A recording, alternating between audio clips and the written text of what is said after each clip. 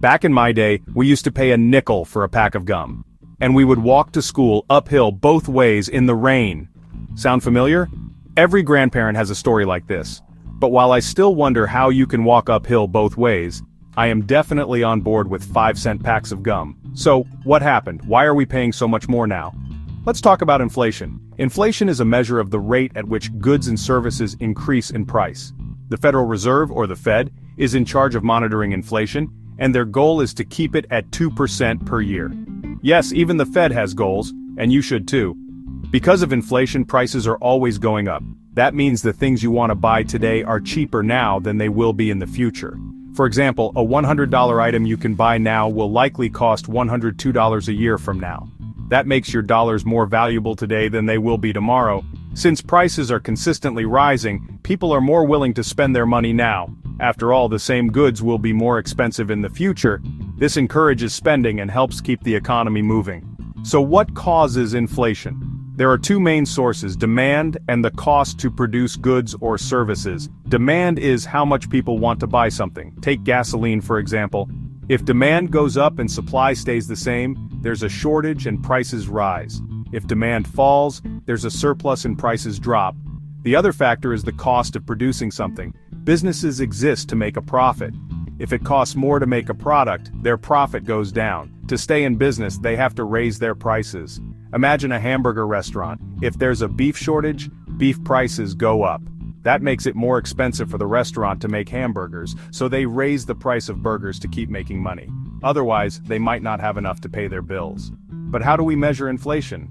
There are two main tools: the Consumer Price Index, or CPI, and the Producer Price Index, or PPI. The CPI tracks changes in the price of goods and services from the consumer's perspective. It looks at things like housing, transportation, and food, and how their prices change over time. The latest CPI data is available on the Bureau of Labor Statistics website.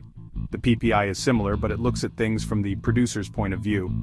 It tracks the cost of the materials, wages, and fuel that go into making products.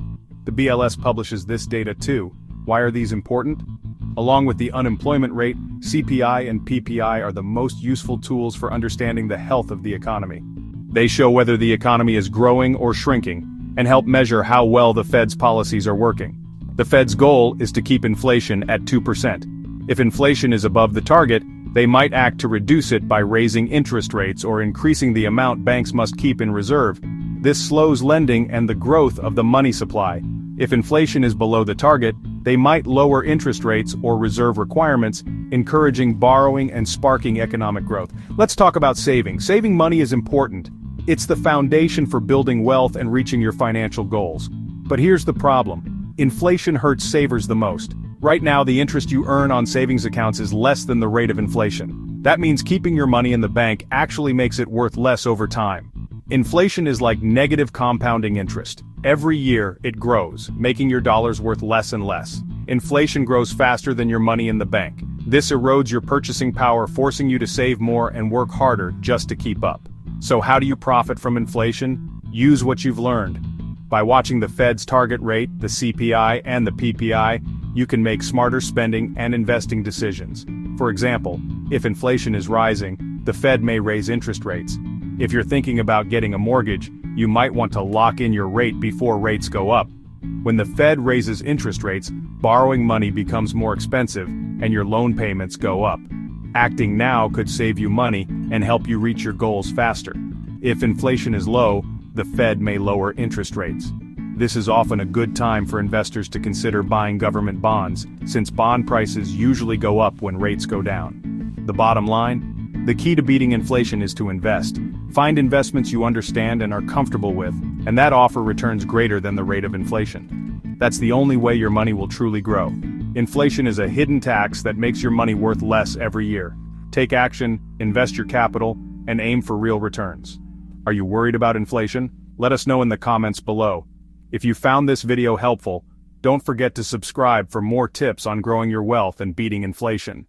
This video is brought to you by tightwadtodd.com. I provide money coaching for busy professionals who want to achieve financial freedom faster. Visit tightwadtodd.com and start your journey today.